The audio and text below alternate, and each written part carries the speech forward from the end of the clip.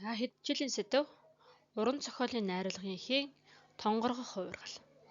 Жилийн зорилго уран зохиолын эхийн утга санаа алдагдуулахаар тонгоргох хувиргал хийх. За хэлэнд хувиргал хийх дөрвөн арга байдаг.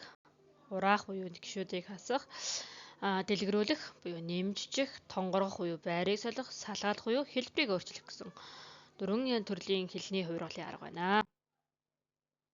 За үүн дотроос тонгоргох хувиргалын тухайд өгүүлбэр, зохицлбор, эхийн бүтцийн хэсгийг бол тонгоргон хувиргаж болно. Тэгвэл эхийн тонгоргох хувиргал гэдэг маань юу хэлж байгаа нөхөр эхийн доторх үг өгүүлбэр, зохицлборын байрыг өөрчлөх, сэлгэх зэрэгээр эхийн утга санааг төдийлөн өөрчлөхгүй солин найруулж ичих бол тонгоргох хувиргал гэдэг.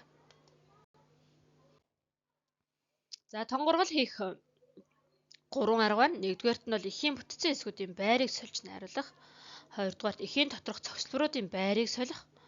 Гуравдугаарт зохицлбор дахь өгүүлбэрүүдийн байрыг солих гэсэн гурван аргаар хувиргал хийж болно. За эхийн тонгоргох хувиргал хэрхэн хийснийг жишээгээр тайлбарлан харъя. За Олз гэсэн их байна. Огт нь нүхнээсээ гарч муужгаа харагдахгүй гэж айж явсаар боовны хэлтэрхий олжээ. Олзоо нүхэндээ хүргэх гэтэл хүч дутаж гин. Даан ядаж ноцолдож байтал Аалз хурч ирээд чи ингэж бие зоож ахаар нөхдөө дуудаж ирүүлээч. Чамд амар биш үү гэхэд Аалз чи учрыг мэдэхгүй байна. Нөхдөө дуудвал Олзоо хаваах хэрэгтэй болно. Би энэ сайхан зуушийг ганцаараа идэх ёстой гэж огт нь учирлав. Огт нь өдрийн турш боовны хэлтэрхийг үүрэндээ аваачих гэж ноцолцоор ядрахын туйлыг үзжээ. Энэ үеэр илээ нисэн ирж Олзны боовыг шүрэн одвоо. За ийм их байна. За энэхүү ихийг тонгоргон хувиргасныг ажиглая.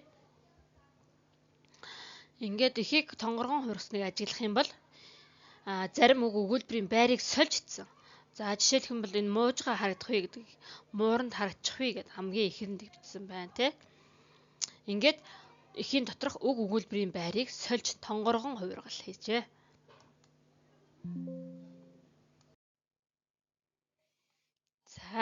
За эрдэмтэй хүү гэсэн их байна. За эрдэмтэй хүү дараагийн хэсэг дээр хувирган тонгоргох хувиргал хийж.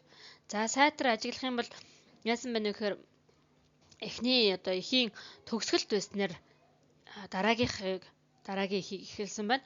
Энд яаж нөхөр эхийн бүтцийн байрыг солисон байна. Эхийн төгсгөл хэсгийг дараагийнх дээр эхлэл болгож бичсэн байна гэсэн.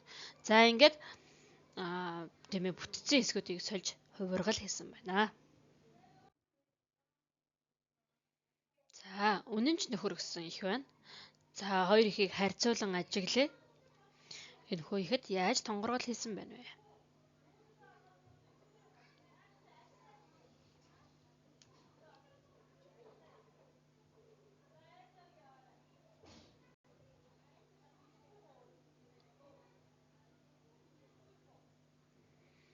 За энэ хоёр ихийг харьцуулан ажиглавал эхийн доторх цогцлборуудын байрыг солих аргаар тонгоргох хувиргал хийсэн байна.